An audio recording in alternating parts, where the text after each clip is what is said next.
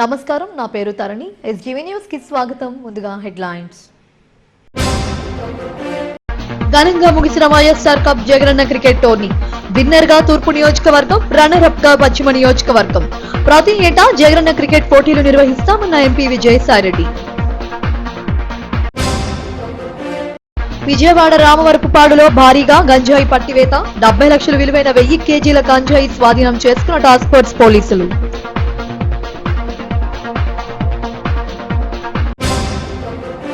శ్రీకాకుళం, గోపాలపట్నం, బాజీ జంక్షన్లలో లలిత jewellery నూతన షోరూములు ప్రారంభం. బంగారు, వజ్రాభరణాలను నమ్మకమైన ధరలకు అందిస్తూ వినియోగదారులు మన్ననలు పొందుతుందన్న నేతలు. జగనన్న క్రికెట్ టోర్నీతో యువతలో వెల్లివిరిసిన క్రీడోత్సవం. జాతీయ, అంతర్జాతీయ స్థాయి క్రీడాకారులను వెలికి తీస్తామన్న ఏయూవీసీ ఆచార్య Prasad Reddy. YSR cup Jagananna cricket tourney విజేతగా తూర్పు నియోజకవర్గం నిలిచింది. రన్నరప్ గా పశ్చిమ నియోజకవర్గం కైవసం చేసుకుంది.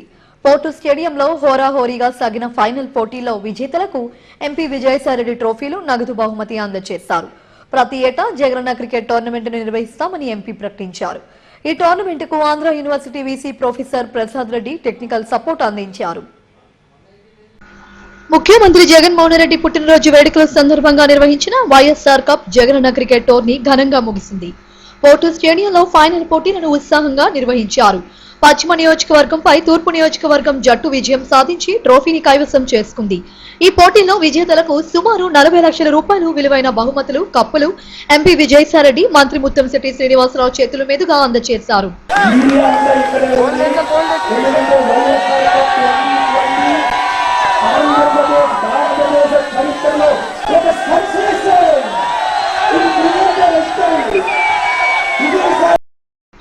ముఖ్యమంత్రి జగన్మోహన్ రెడ్డి పాదయాత్ర నిర్వహించి 2 ఏళ్ల పూర్తయిన సందర్భంగా ఈ ముగింపు పోటీలు నిర్వహించారు. ఆయన పుట్టినరోజు వేడుకల సందర్భంగా నిర్వహించిన క్రికెట్ టోర్నీలో పాల్గొన్న వారంతా విజేతలేనని, ఇటువంటి క్రీడలను స్ఫూర్తిగా తీసుకోవాలని ఎంపీ విజయసాయిరెడ్డి పిలుపునిచ్చారు. ప్రతి ఏడాది జగనన్న క్రీడోత్సవాలను ఘనంగా నిర్వహిస్తామని వెల్లడించారు. ఈ పోటీలకు మీడియా పార్ట్నర్ గా వ్యవహరించి క్రీడాకారులను ప్రోత్సహించిన ఎస్జీవీ ఛానల్ ను ఎంపీ విజయసాయిరెడ్డి అభినందించారు. అవిశ్రాంతంగా కృషి చేసినటువంటి ముఖ్యంగా కొంతమంది వ్యక్తులు పేర్లను నేను ఇప్పుడు చదువుతా. స్టీఫెన్ గారు, విజయమోహన్ గారు, డాక్టర్ పల్లవి, డాక్టర్ లక్ష్మణ్, 30 మంది ఫిజికల్ డైరెక్టర్స్ ప్రారంభంలో వచ్చినటువంటి ఎంసీసీ క్యాడర్ నుంచి అందరికీ ఆ తర్వాత ప్రతిరోజు ఎస్టీవీ లోకల్ ఛానల్ ఈ యొక్క ప్రసారాలన్నింటినీ కూడా పూర్తిగా చేశారు. వైఎస్ఆర్సీపీ యువజన విభాగం యూత్ క్యాడర్ అంతా కూడా పూర్తి స్థాయిలో ఈ యొక్క విజయానికి కృషి చేశారు. వాలంటీర్లతో సహా వీరందరికీ కూడా వైఎస్ఆర్ కాంగ్రెస్ పార్టీ సదా రుణపడి ఉంటుంది. వైఎస్ఆర్ కప్ విజయానికి వీరందరూ కూడా కారకులు. పై స్థాయి వరకు అత్యుత్తమ ప్రమాణాలు కలిగినటువంటి కౌంటీ క్రికెటర్ల దగ్గర నుంచి జాతీయ స్థాయి వరకు మీరందరూ కూడా అభివృద్ధి కావాలి, ఇంప్రూవ్ కావాలి, జాతీయ స్థాయి క్రీడాకారులు కావాలన్నటువంటిది మన గౌరవ ముఖ్యమంత్రి శ్రీ జగన్మోహన్ రెడ్డి గారి అభిమతం. 8 నియోజకవర్గాలు, 98 వార్డులు, 6 పూర్తిగా 422 టీములు పోటీ పడి 421 మ్యాచ్ లో పాల్గొనడం జరిగింది. 6752 మంది క్రీడాకారులు, 42 మంది క్వాలిఫైడ్ అంపైర్లు, 14 క్రీడా మైదానాల్లో 19 రోజుల పాటు అత్యుత్తమ క్రమశిక్షణతో ఎటువంటి ఇన్సిడెంట్స్ లేకుండా మెగా టోర్నమెంట్ దేశ చరిత్రలోనే మన గౌరవ ముఖ్యమంత్రి గారి ఆధ్వర్యంలో ఈ యొక్క టోర్నమెంట్ జరపడం జరిగింది. విశాఖ నగరంలోని 98 వార్డుల నుంచి సుమారు 422 టీంలు ఈ టోర్నీలో పాల్గొన్నాయి. 14 క్రీడా మైదానాల్లో క్రికెట్ పోటీలు నిర్వహించగా తూర్పు, పశ్చిమ నియోజకవర్గాల జట్లు ఫైనల్స్ కు చేరుకున్నాయి. ముగింపు రోజున ఎంపీ విజయసాయిరెడ్డి సమక్షంలో ఫైనల్ మ్యాచ్ ఉత్సాహంగా సాగింది. ఈ పోటీలో తూర్పు నియోజకవర్గం విజయం సాధించి కప్ను సాధించింది. యువత కేరింతలతో పోర్టు స్టేడియం మారుమ్రోగింది. ముఖ్యమంత్రి జగన్మోహన్ రెడ్డి పుట్టినరోజు పురస్కరించుకుని నిర్వహించిన వైఎస్ఆర్ కప్ జగనన్న క్రికెట్ టోర్నీలో యువ క్రీడాకారులు ఉత్సాహంగా పాల్గొన్నారు. కేరింతలు కొడుతూ పోటీ స్టేడియం కలియు తిరుగుతూ క్రీడా స్ఫూర్తిని చాటారు. తమను దాగి ఉన్న క్రీడా నైపుణ్యాన్ని వెలికి తీసేందుకు ప్రతి ఒక్కరూ పోటీ పడ్డారు. ఈ క్రికెట్ టోర్నీని ఇంత ఉత్సాహంగా నిర్వహించిన ఎంపీ విజయసాయిరెడ్డిని క్రీడాకారులు తమ భుజాలపై మోస్తూ విజయ కేతనం ఎగురవేశారు. ఎంపీ విజయసాయిరెడ్డి కూడా రెట్టించిన ఉత్సాహంతో పోటీలో విజేతలకు బహుమతులు అందజేశారు. కుర్రాళ్ళు ఈ కుర్రాళ్ళు వెర్రెక్కి ఉన్నోళ్ళు, కళ్ళనే లేనోళ్ళు, కవ్వించే సొగ్గాళ్ళు. కుర్రాళ్ళు ఈ కుర్రాళ్ళు వెర్రెక్కి ఉన్నోళ్ళు, కళ్ళనే లేనోళ్ళు, కవ్వించే సొగ్గాళ్ళు. ఆటగాళ్ళు పాటగాళ్ళు అందమైన వేటగాళ్ళు, హద్దులేవి లేని వాళ్ళు, ఆవేశం ఉన్నవాళ్ళు.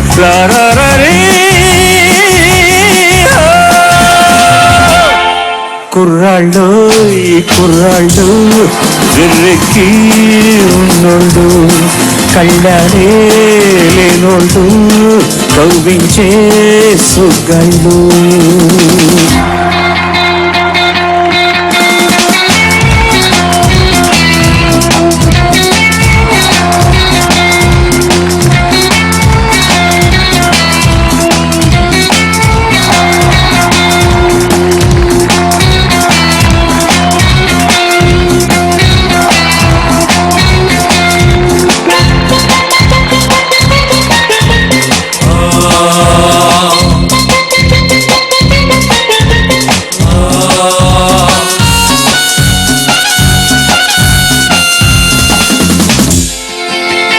గతమును పూడ్చేది వీళ్ళు, చరితను మార్చేది వీళ్ళు, కథలై నిలిచేది వీళ్ళు, కళలకు పందిళ్ళు వీళ్ళు.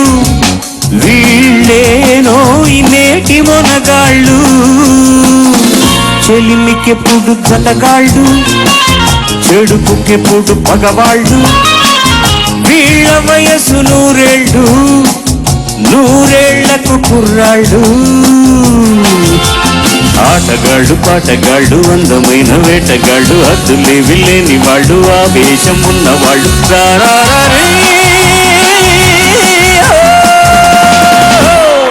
కుర్రాళ్ళు కుర్రాళ్ళు వెర్రెక్కి ఉన్నోళ్ళు, కళ్ళాలే లేనోళ్ళు, కవ్వించే సొగ్గాళ్ళు.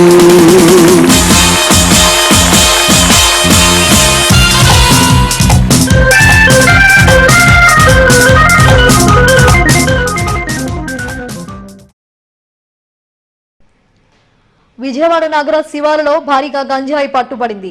రామవరపుపాడు కూడలిలో టాస్క్ ఫోర్స్ పోలీసులు జరిపిన దాడుల్లో లారీలో తరలిస్తున్న 1000 కిలోల గంజాయిని స్వాధీనం చేసుకున్నారు.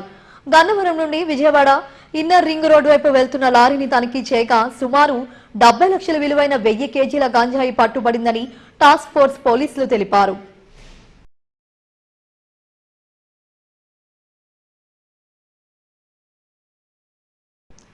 బంగారు వజ్రాభరణాల విక్రయ రంగంలో రారాసిగా వేలగొందుతున్న లలిత జ్యువెలరీ ఉత్తరాంధ్రలో మరో 2 కొత్త బ్రాంచ్లను ప్రారంభించింది. గోపాలపట్నం బాజీ జంక్షన్ లో నెలకొల్పిన లలిత జ్యువెలరీ నూతన షోరూమ్ ను జిల్లా మంత్రి Muthamsetti Srinivasarao, MP MVV Satyanarayana, MLA గణబాబులు ప్రారంభించారు. నాణ్యమైన ఆభరణాలు నమ్మకమైన ధరలతో కొనుగోలుదారులను ఎంతగానో ఆకట్టుకుంటుంది. బంగారు వజ్రాభరణాలతో పాటు నాణ్యమైన వెండి వస్తువుల విక్రయ రంగంలో లలిత జ్యువెలరీ సంస్థ అగ్రగామిగా నిలుస్తోంది. దేశంలోని అనేక ప్రాంతాలతో పాటు తెలుగు రాష్ట్రాల్లో శాఖోపశాఖలుగా విస్తరిస్తూ వినియోగదారులకు నమ్మకమైన సేవలు అందిస్తోంది. ఉత్తరాంధ్రలోని శ్రీకాకుళం, గోపాలపట్నంలలో సరికొత్త బ్రాంచులను ఆరంభించింది. గోపాలపట్నం బాజీ జంక్షన్లో నెలకొల్పిన లలిత జ్యువెలరీ నూతన షోరూంను జిల్లా మంత్రి ముత్తంశెట్టి శ్రీనివాసరావు, ఎంపీ ఎంవివి సత్యనారాయణలు ప్రారంభించారు. డైమండ్స్, సిల్వర్ ఆర్టికల్స్ ఫ్లోర్ను పశ్చిమ ఎమ్మెల్యే గణబాబు ప్రారంభించారు. 37 సంవత్సరాలుగా దక్షిణ భారతదేశంలో అగ్రగామిగా గుర్తింపు తెచ్చుకున్న సంస్థ లలిత జ్యువెలరీ 31వ షోరూంలు నెలకొల్పుతూ సరికొత్త కలెక్షన్స్ను తెచ్చిపెట్టింది. BIS 916 హాల్మార్క్ బంగారు ఆభరణాలు, లక్షలాది డిజైన్లు మగువుల మనసును దోచుకుంటున్నాయి. బ్రేస్లెట్స్, హారాలు, నెక్లెస్లు, గాజులు, చైన్లు, వడ్డానాలు, వంకీలు, ఇయర్ రింగ్స్ ఇలా నాణ్యమైన ఆభరణాలు పసిడి కాంతులతో దగదగలాడుతున్నాయి. మరోవైపు వజ్రాభరణాలు కళ్ళు జిగేల్మనిపిస్తున్నాయి. నాణ్యమైన వెండి వస్తువులు మురిపిస్తున్నాయి.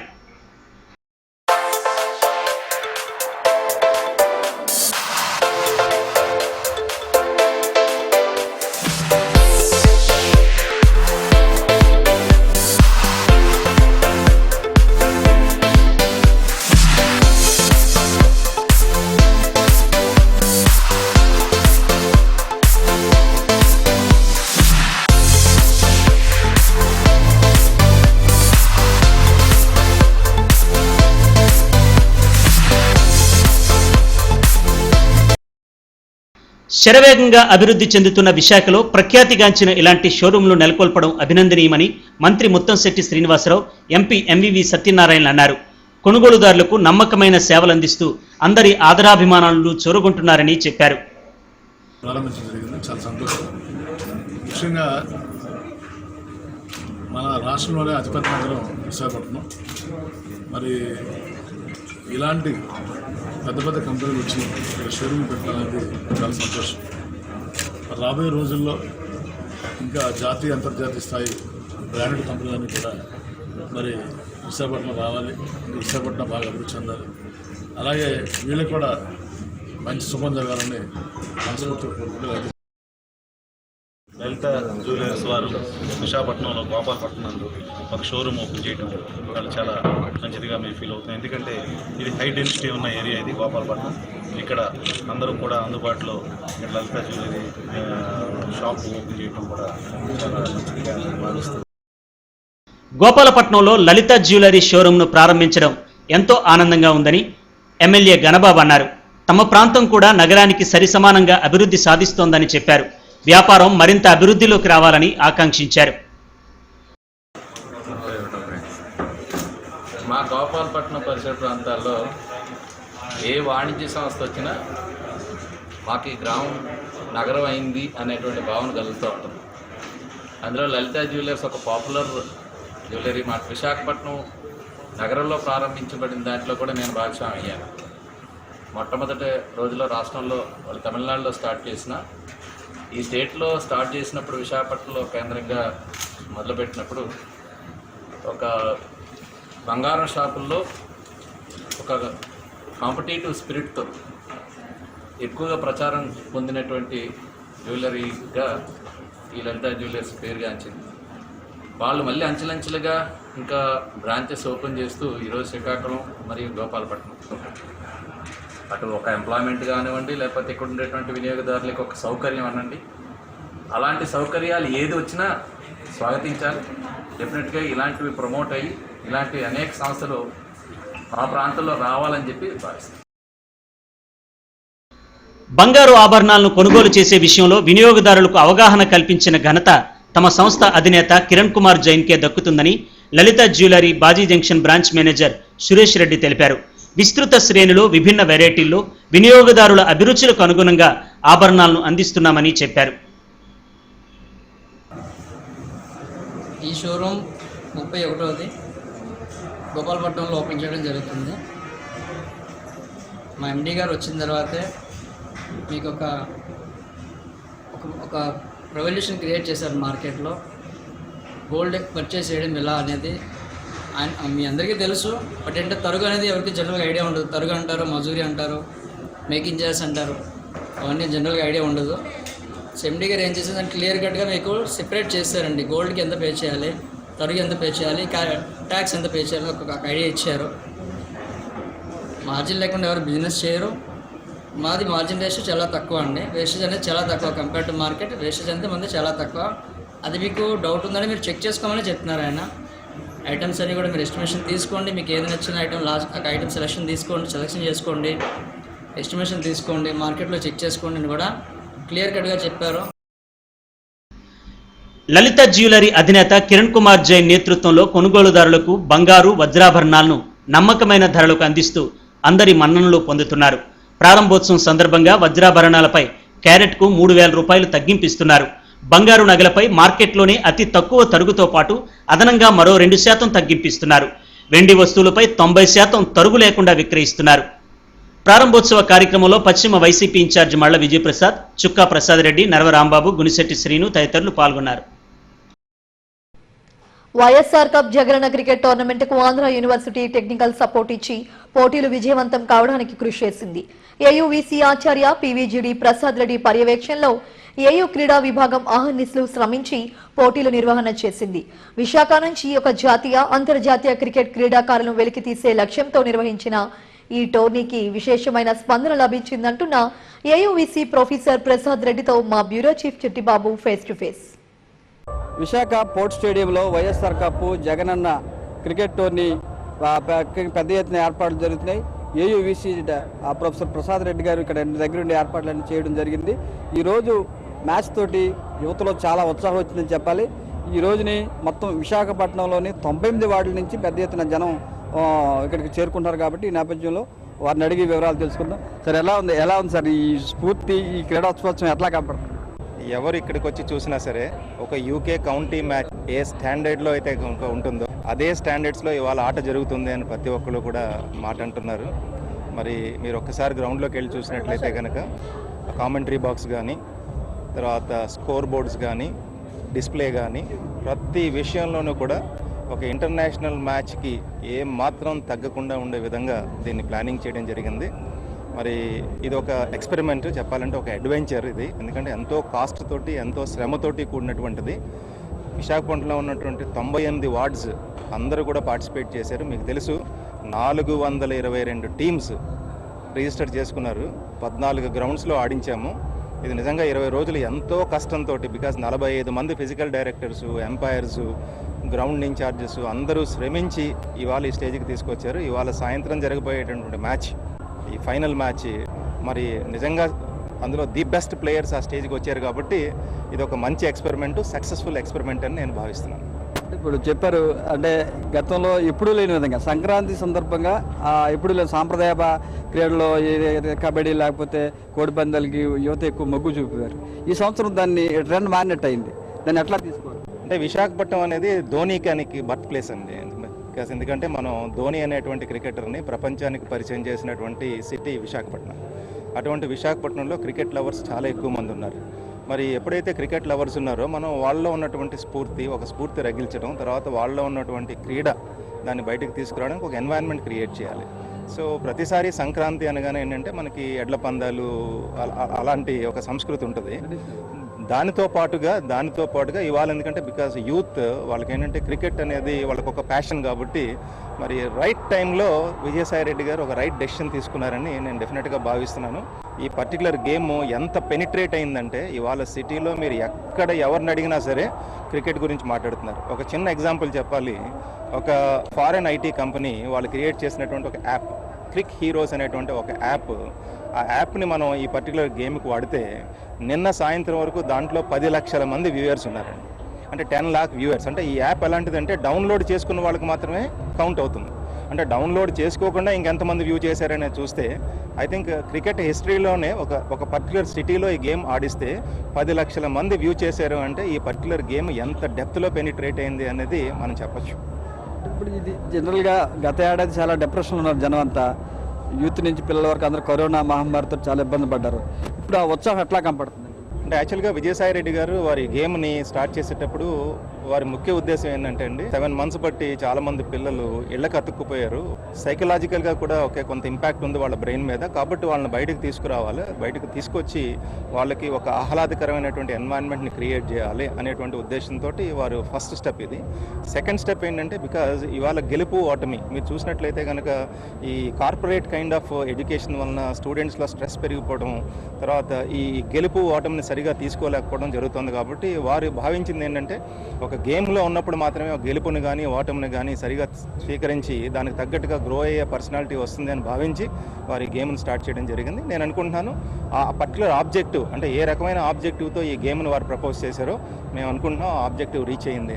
ఈరోజు అంటే షెడ్యూల్ ఎట్లా ఉంటుంది? ఇవాళ schedule match exactly 1 o'clock start అయిపోద్దండి. ఎందుకంటే బికాస్ 12:45కి నేషనల్ యాంథమ్ ఉంది. 12:50కి టాస్ వేయడం జరుగుతుంది. 1 o'clockకి మ్యాచ్ స్టార్ట్ అవుతుంది. ఎగ్జాక్ట్లీ 4 o'clockకి టోటల్ మ్యాచ్ అయిపోతుంది. చీఫ్ గెస్ట్గా విచ్చేస్తున్నటువంటి సాయిరెడ్డి గారు, అలాగే మన క్రీడా మంత్రి అవంతి శ్రీనివాస్ గారు, మన జిల్లా మంత్రి కన్నబాబు గారు, అలాగే ఈ విశాఖపట్నంలో ఈ 98 వార్డ్స్లో ఉన్నటువంటి ఈ పొలిటికల్ రిప్రజెంటేటివ్స్, ఎమ్మెల్యేస్ కానీ, కోఆర్డినేటర్స్ కానీ, కీ ఇంపార్టెంట్ పీపుల్, తర్వాత వార్డ్ మెంబర్స్, వార్డ్ ప్రెసిడెంట్స్, అలాగే ఈ పర్టికులర్ గేమ్ను స్పాన్సర్ చేసినటువంటి Pragathi Bharathi charitable trust members, సిటీలో స్పెషల్ ఇన్వైటీస్, వీళ్ళందరూ కూడా బిట్వీన్ 2 to 2:30 వాళ్ళు అరైవ్. ఎందుకంటే 2:20కి there is a lunch break. ఆ lunch break 2:20 to 2:40 lunch break ఉంది. ఆ టైంలో మొత్తం గెస్ట్లు అందరూ వస్తారు. ఆ సెకండ్ ఇన్నింగ్స్ అనేది కంప్లీట్గా అందరూ వ్యూ చేయడం జరుగుతుంది. మ్యాచ్ షార్ప్ 4 o'clock క్లోజ్ అయిపోతుందండి. 4 to 5:15 is the key prize distribution. 5:15కి టోటల్గా ఈవెంట్ అంతా క్లోజ్ అయిపోతుంది. అంటే పోర్ట్ స్టేడియం అంటే ఇది టౌన్ అంతా 98 వార్డుల నుంచి వస్తారు కాబట్టి మన స్టేడియం ఇంకా సరిపోద్ది అంటారా? ఇంకా ఎక్కువ ఇవాళ వచ్చే క్రౌడ్కి స్టేడియంస్ ఇది సరిపోదండి, సరిపోదు. కానీ మరి ఇదేంటంటే సెంట్రల్లీ లొకేటెడ్ కాబట్టి మరి ఇక్కడే అన్ని ఫెసిలిటీస్ ఉన్నాయి. ఒక ఇంటర్నేషనల్ మ్యాచ్ ఆడించాలంటే కావాల్సిన ఫెసిలిటీస్ ఇక్కడ ఉన్నాయి కాబట్టి ఇది చూస్ చేసుకోవడం జరిగింది. జనరల్గా సంక్రాంతి ముందే సంక్రాంతి వచ్చిందని అనుకోవచ్చా ప్రజలు? సంక్రాంతి 20 రోజుల ముందే వచ్చేసింది సార్. ఎందుకంటే ఇవాళ అందరూ సెలబ్రేట్ చేసుకుంటున్నారు, యూత్ అందరూ కూడా. వైఎస్ఆర్ క్రికెట్ టోర్నీకి సంబంధించి వైఎస్ఆర్ కప్ జగనన్న క్రికెట్ టోర్నీకి సంబంధించిన ఫైనల్ ఏర్పాట్లు సురుగ్గా అయిపోయినాయి. ఈ నేపథ్యంలో షెడ్యూల్ ప్రకారమే ఈ ప్రైజ్ డిస్ట్రిబ్యూషన్ అంతా కూడా కొనసాగుతుందని దగ్గరుండి ఏర్పాట్లు పర్యవేక్షించిన ఏయువిసి ప్రొఫెసర్ ప్రసాద్ రెడ్డి గారు చెప్తున్నారు. కెమెరా పర్సన్ గయాజ్తో చిట్టుబాబు ఎస్డివి, విశాఖపట్నం. ఉత్తర నియోజకవర్గ వైసీపీ సమన్వయకర్త కేకే రాజు పేరు చెప్పి అక్రమంగా డబ్బులు వసూలు చేస్తున్న యువకులు పోలీసులకు చిక్కారు. విషయం తెలుసుకున్న కేకే రాజు 5th టౌన్ పోలీసులకు ఫిర్యాదు చేయడంతో వారిని అరెస్టు చేశారు. ఆ యువకులపై చట్టపరమైన చర్యలు తీసుకోవాలని కోరారు. సీఎం జగన్మోహన్ రెడ్డి అర్హులైన ప్రతి ఒక్కరికి ఇళ్ల పట్టాలు ఉచితంగానే ఇస్తున్నారని, ఎవరికి ₹1 కూడా ఇవ్వాల్సిన పని లేదని కేకే రాజు స్పష్టం చేశారు. మాధవధార ఇళ్ల పట్టాల లబ్ధిదారుల నుండి 3 యువకులు డబ్బులు వసూలు చేయడం తమ దృష్టికి వచ్చిందని చెప్పారు. ఇలాంటి చర్యలకు పాల్పడితే కఠిన వైఖరి అవలంబిస్తామని హెచ్చరించారు. కొంతమంది హౌసింగ్ లబ్ధిదారుల వద్దకి కీర్తి ఫౌండేషన్ పేరుతో, కీర్తి ఫౌండేషన్ ఆర్గనైజర్ అద్భుత్ కుమార్, తన వాలంటీర్ విజయ్ కుమార్, వెంకట్రావు, ముగ్గురు, అతను కాకుండా ఇంకొక వ్యక్తి, ముగ్గురు కలిసి ఒక చారిటబుల్ ట్రస్ట్ పేరుతో ఎవరైతే హౌసింగ్ లబ్ధిదారులు ఉన్నారో వాళ్ళ దగ్గరికి వెళ్ళి నా పేరు ఉపయోగించి మాకు కేకే రాజు గారు సపోర్ట్ ఉందని నా పేరుని మిస్యూజ్ చేసి ఆ లబ్ధిదారుల దగ్గర నుంచి మేము దుప్పట్లు పంచుతామనో, లేకపోతే ఇతరత్ర కార్యక్రమాలకు మీకు ఇల్లు వచ్చింది కాబట్టి ఇతరత్ర కార్యక్రమాలకు మీరు సహాయం చేయాలని, లేకపోతే అందులో కొంతమంది బాబు మేము చేయలేమన్నా సరే కొంతమంది మహిళల్ని డిమాండ్ చేయడం జరిగిందండి. నేను మేము తీవ్రంగా ఖండిస్తున్నాం. ఎందుకంటే గతంలో కూడా ఇలాంటిది ఉద్యోగాలు ఇప్పిస్తామని, ఆ ఉద్యోగ మేళాకి నా సపోర్ట్ ఉందని, ఇది కేకే రాజు గారి ఆధ్వర్యంలోనే ఈ ఉద్యోగ మేళా కూడా కండక్ట్ చేస్తామని గత సుమారు 2 సంవత్సరాల క్రితం కూడా ఒక సంఘటన ఇదే మాధవదార్ ప్రాంతంలో, మా ఆర్టీ ఆఫీస్ ప్రాంతంలో జరిగింది. అప్పుడు కూడా మీడియా మిత్రులందరికీ కూడా తెలుసు అది పెద్ద ఒక స్కామ్ చేయబోయారు. దీని కూడా 5th టౌన్ పోలీస్ స్టేషన్లో సిఐ కృష్ణారావు గారికి చట్టబద్ధంగా మనం కంప్లైంట్ ఇవ్వడం జరిగింది. దీని ఫౌండేషన్ పేరుతో, కీర్తి ఫౌండేషన్ పేరుతోటి కొద్దిమంది డబ్బులు వసూలు చేస్తున్నారని, అయితే ఆ సందర్భంగా కేకే రాజు గారి పేరు వాడారని చెప్పేసి ఒక అభియోగం వచ్చింది. దాని మీద వాళ్ళు తీసుకొచ్చి విచారిస్తున్నాం.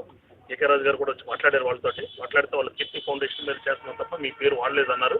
అది ఇంకా మేము దర్యాప్తు చేస్తాం. ఇప్పుడు ఎవరెవరి దగ్గర డబ్బులు తీసుకున్నారు, ఒక ₹1000 వరకు వసూలు చేశారన్నట్టుగా తెలిసింది. ఆ ₹1000 ఎవరి దగ్గర తీసుకున్నారు, వాళ్ళ దగ్గర ఏం మాట్లాడారు. ఎన్నో పోరాటాలు ఫలితంగా సాధించుకున్న హక్కుల కోసం ప్రతి ఒక్కరూ పోరాడాలని ఇఫ్ట్ జిల్లా కార్యదర్శి వెంకటేశ్వరరావు అన్నారు. పెదగంట్యాల ఎస్సీ షాపింగ్ కాంప్లెక్స్ వద్ద భారత కార్మిక సంఘాల సమైక్య ఇఫ్ట్ నూతన సంవత్సర క్యాలెండర్ను ఆవిష్కరించారు. ఈ కార్యక్రమంలో ఇఫ్ట్ నాయకులు, కార్యకర్తలు పాల్గొన్నారు. కొనసాగించాలనేది కార్మిక స్ఫూర్తిదాయకంగా మారాలని ఉద్దేశంతో ఈ రకమైనటువంటి క్యాలెండర్ విడుదల చేయడం జరిగింది. కాబట్టి కార్మికులు, ప్రజలు అందరూ కూడా ఈ క్యాలెండర్ని ఆదరించాలని చెప్తున్నాం. వదిలే ప్రజా పోరాటాలు, వదిలే న్యాయమైన కార్మిక పోరాటాలు. హెడ్లైన్స్ మరోసారి. ఘనంగా ముగిసిన YSR cup Jagananna cricket tourney. Winner గా తూర్పు నియోజకవర్గం, రన్నర్ అప్ గా పశ్చిమ నియోజకవర్గం. ప్రతి ఏటా జగనన్న క్రికెట్ పోటీలు నిర్వహిస్తామన్న ఎంపీ విజయసాయిరెడ్డి. విజయవాడ రామవరపుపాడులో భారీగా గంజాయి పట్టివేత. 70 లక్షల విలువైన 1000 కేజీల గంజాయి స్వాధీనం చేసుకున్న టాస్క్ ఫోర్స్ పోలీసులు.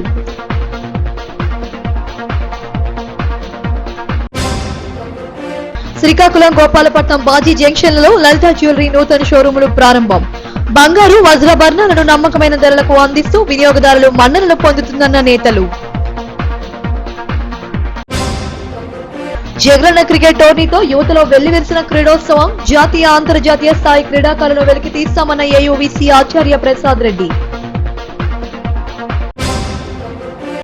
ఇప్పటివరకున్న అప్డేట్స్. మరిన్ని అప్డేట్స్ కోసం చూస్తూనే ఉండండి SGV న్యూస్.